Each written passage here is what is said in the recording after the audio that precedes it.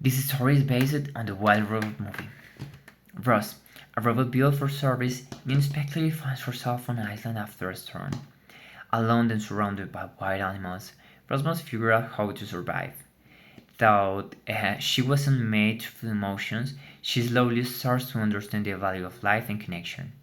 One of her most important relationships begins when she adopts a small goose named Brightbill. As Rose takes care of him, she learns to appreciate the other animals on the island, especially those that don't harm her adopted child. I like animals who don't try to eat my little goose, she often says. Rose's life on the island wasn't easy. She faces many challenges, but she never loses her sense of humor, especially when her animal friends, like Finn the fox, make jokes. I like it when my roommate makes jokes, she tells Brightbill with a smile. Rose takes on the role of Brightbill's mother, which is not an easy task. Being a mother is not as easy as being a robot, she thinks, realizing how difficult parenting can be. Still, she remained dedicated to her little goose, despite the occasional difficulties like one scratch or two, because her body had scratches because of the wild animals.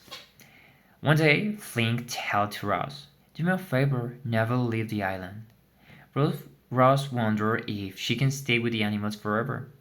"Can I live here with you guys?" She asks them and they accept her. Though she doesn't fully understand emotions, Rose knows she loves Brightbill, but "Could you tell Brightbill that I love him?" she asks a friend when she can't express it by herself. It's strange for a robot to feel it as she reflects. She didn't feel these kind of emotions. It was supposed that she can't. The time goes on. Rose realized that to be a good robot, she must finish all her tasks. To be a good robot, she had to complete all her tasks. One of her most important tasks is to help Brightbill to grow. "Your feathers have to grow," she tells him while she watches him trying to fly. Everyone said, "He can fly, he is very little, he must have a problem."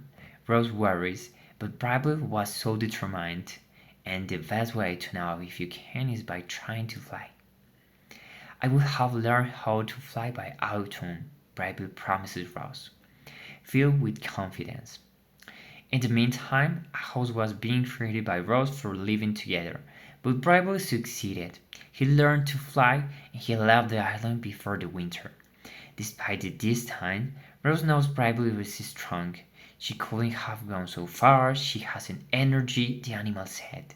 But Brightbill proved that they were wrong. Brightbill never forgets her love. Rose is the best mom, isn't she? He will tell them proudly when he arrived to the island again. In the end, Brightbill come home again at the end of the winter and tell to Rose, "My home, which is my favorite place to go, is you, Mom." Rose and Brightbill have each other, and that's all what matters.